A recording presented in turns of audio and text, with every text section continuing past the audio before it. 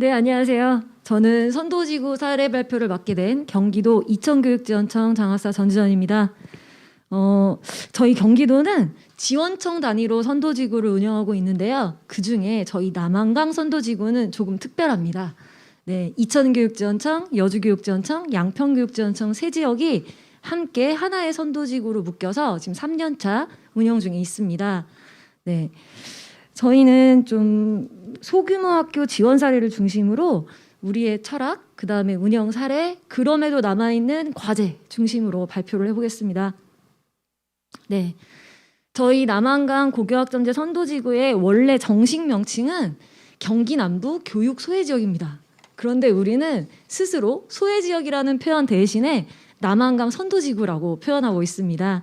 네, 저희는 이천시, 여주시, 양평군 세 지역이 경기 동남부에 위치하고 있는데요. 남한강 줄기를 따라서 놓여져 있는 도농 복합도시예요. 요 세 지역의 고등학교를 다 합쳐도 총 29개 학교고요. 이제 보시는 것처럼 대부분 읍면 지역에 위치하고 있습니다. 그리고 사실 보시면 소규모 학교의 비율이 절반 이상이에요. 55%거든요. 그리고 아직 이제 경기도에서 일부 남아있는 비평준화 지역이다 보니까 학교 간의 서열도 조금 아직도 확실하게 남아 있습니다. 원래 또 종합고는 일반고에 포함되지만 굳이 갈라서 적어본 이유는 저희는 또 지역 내에 직업계고의 비율도 높습니다. 저희 지리적 여건을 좀 말씀드리고 싶어서 지도를 가져와 봤는데요. 한 비교를 해볼게요. 저희 경기도교육청이 위치한 수원시 보이시나요? 네, 요만한 수원시에 고등학교가 44개가 있어요. 근데 저희는 이만한 지역에 29개 학교가 띄엄띄엄 있는 거예요. 그중에 또 붉은색이 소규모 학교거든요.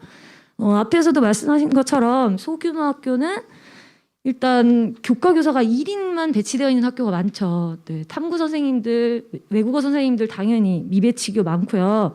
또 기간제 선생님 등 외부 강사 확보 어렵습니다. 그리고 고교 교육을 지원해 줄 수 있는 외부 인프라도 사실은 불비하다고 볼 수 있어요.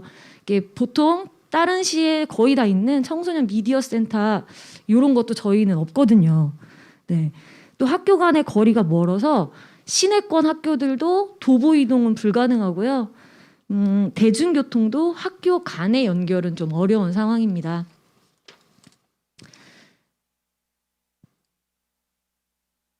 네.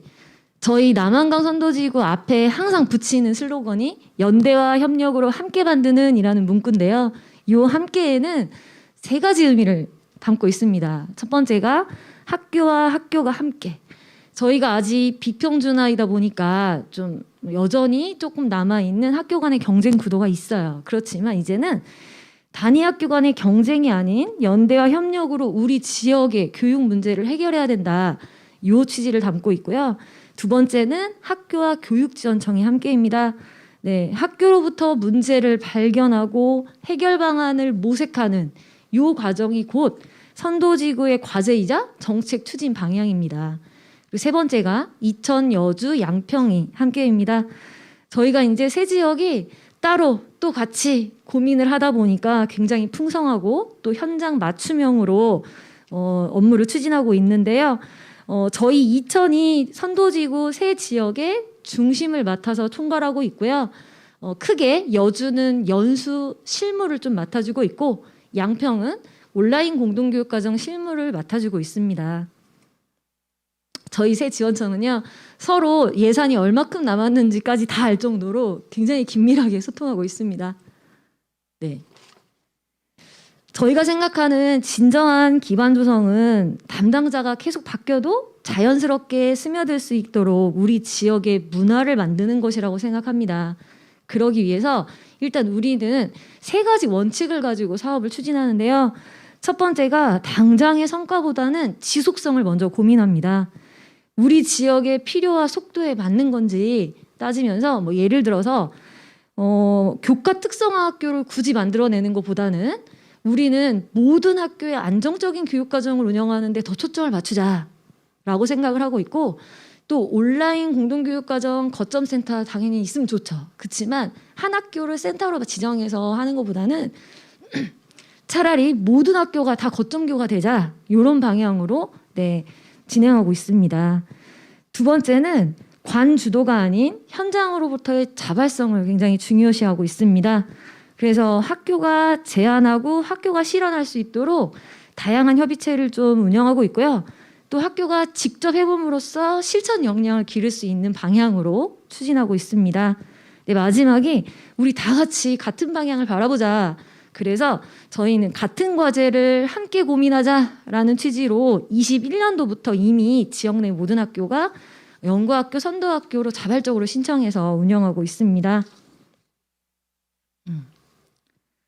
네, 저희가 현장의 문제 해결을 위해서 다양한 협의체를 만들고 있다고 말씀드렸는데 일단 세 지역이 지역별로는 지원단, 연구회, 지역교육협의체 이렇게 운영하고 있고요. 세 지역이 함께하는 지역 간 협의체로는 공동교육협력협의회, 교육장협의회, 실무자협의회 이렇게 운영하고 있습니다. 일단 지원단에서는 우리가 한 지역만 보면 고등학교 수가 적어요. 2,000은 12개거든요. 그러니까 서로 각 학교의 교육과정이나 교육활동을 완전히 오픈해서 공유하고요. 그러면서 또 서로 상호 컨설팅을 해주면서 서로의 학교 사정을 이해하고 그러면서 우리가 함께 이 지역 교육을 어떻게 만들어갈 것인지에 대해서 굉장히 중심적인 역할을 하고 있고요. 연구회에서는 우리 지역에 맞는 프로그램을 연구하고 적용해보는 역할을 해요. 일례로 당장 내년에 192학점으로 짜야 하는데 그러려면 우리 교감 선생님들은 뭘 알아야 하지? 라고 생각을 하면서 교감 선생님 연수를 같이 짰어요. 네. 그리고 또 이제 보면 중학생들 정말 고교학점제에 대한 이해를 제대로 했으면 좋겠다라는 인식 똑같이 갖고 있기 때문에 이번에 고등학생이 참여해서 안내 자료를 만들고 그 자료를 가지고 중학교로 고등학교 선생님들이 찾아가는 연수를 이 연구회에서 만들어냈을 정도로 저희 지역에 맞는 프로그램을 만들어내고 있어요. 연구회에서 올해는 좀 일과 시간 내에 공동교육과정 운영 방안이나 또 모든 학교가 하고 있는 공간 조성이 어떻게 하면 학교 교육 활동으로서 또 공간 조성이 진행될 수 있을까에 대해서 좀 중심적으로 연구하고 있습니다. 저희가 연대와 협력으로라는 말을 꼭 한다고 했는데요. 일단 지역별로는 오프라인 공동교육과정을 운영하고 또 세 지역이 함께 온라인 공동교육과정을 운영하면서 공동교육과정을 좀 활성화시키고 있습니다. 오프라인 공동교육과정은 예술체육이나 실험실습 과목 위주로 개설을 해서요. 통학버스, 학생들의 이동 여건 개선을 위해서 통학버스를 지원하고 있고요. 온라인 공동교육과정 같은 경우에는 소규모 학교 선택권 보장을 위해서 세 지역이 함께 열심히 잘 만들어내고 있어요. 그러면 우리가 또 지역별로 하고 있는 특색 활동을 소개를 드리고 싶은데 저희 이천에서는 교과 커뮤니티라는 걸 운영하고 있는데요. 처음에 말씀드린 것처럼 한 학교에 교과 교사가 한 명만 배치되어 있는 경우 선생님의 수업이나 평가에 대한 고민이 학교 내에서 해결이 안 되는 거예요. 그러다 보니 지역 내에서 동교과 교사 간의 연대와 협력으로 좀 해결을 해보고자 해서 학기 초에는 동교과 만남의 날을 한번 오프라인으로 갔고요. 거기서 온오프라인 네트워크를 구축한 다음에 마지막에 행복한 수업성장 페스티벌, 우리는 줄여서 행수성이라고 하거든요. 그래서 이런 나눔의 자리를 갖는 걸로 서로에게 상호 도움을 주는 방법을 사용하고 있습니다. 여주는 작년에 여주 박물관이나 여주 문화원이랑 연결해서 우리 지역의 이해, 좀 일명 여주학이라고 하는 지역 교과를 개발했어요. 그래서 올해부터 학생들에게 정주의식을 강화하기 위한 교육을 실시하고 있고요. 양평은 또 생태환경 너무 좋잖아요. 그래서 생태환경을 이용한 지역 특색 생태교육을 하고 있습니다. 마지막 줄에 써있는 저희 남한강 고교학점제 성장나눔 한마당도 소개해드리고 싶은데요. 연말에 세 지역의 고등학교 이제 대표 교원들이 모여서 지역 교류의 장을 갔습니다. 근데 이때 말 그대로 성과 나눔보다는 성장 나눔이 될 수 있도록 운영을 합니다.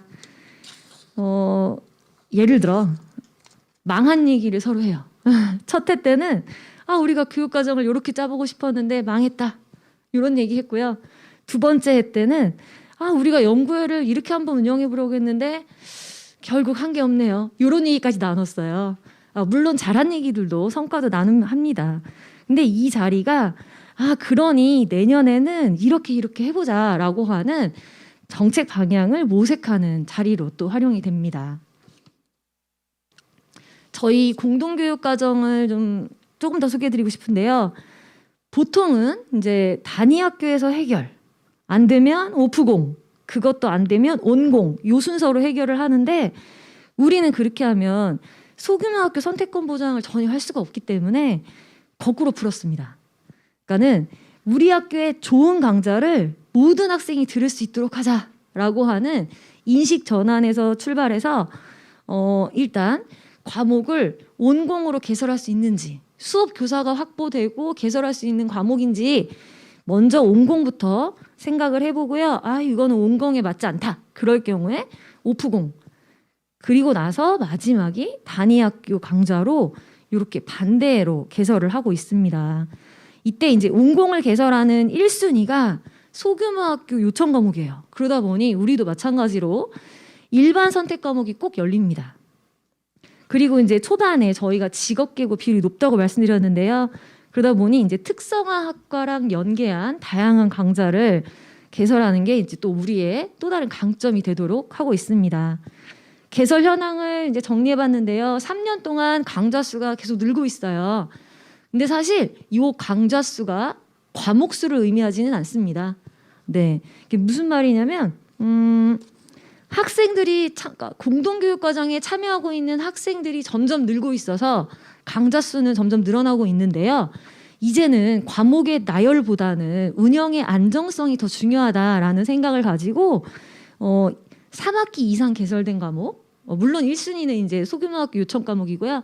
그다음 2순위로 생각하는 게 3학기 이상 개설된 과목, 그리고 학생 수요를 반영한 과목 중에 또 교사가 확보되는 과목, 이런 것들로 과목을 좀 설정한 다음에 수강 신청을 받아서 신청이 많은 과목을 분반하다 보니까 강좌 수가 좀 늘었지 오히려 과목 수는 줄었습니다.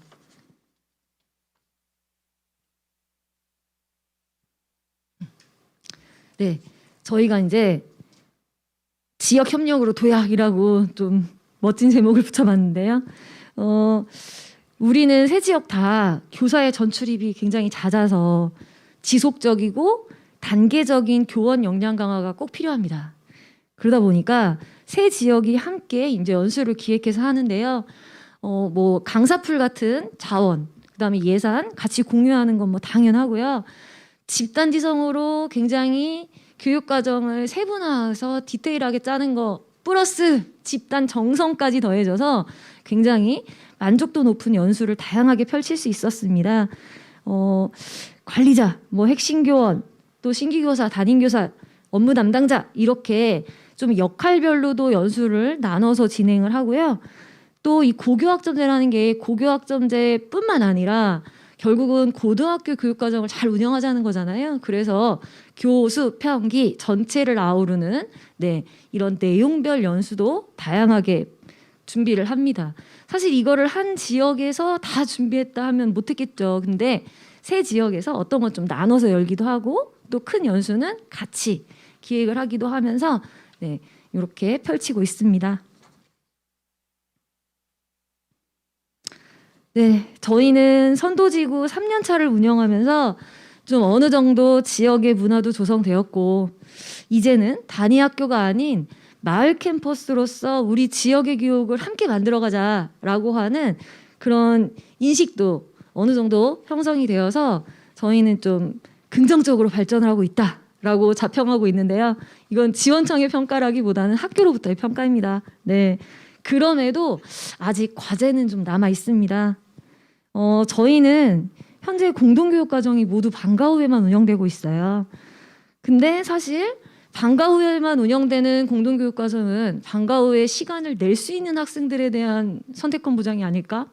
또 소규모 학교 입장에서 보면 그 학생들은 다른 아이들은 방과 후에 자신의 진로를 개발하는 과목을 들을 동안 그 아이들은 또 일반 선택 과목을 들어야 하는 거잖아요.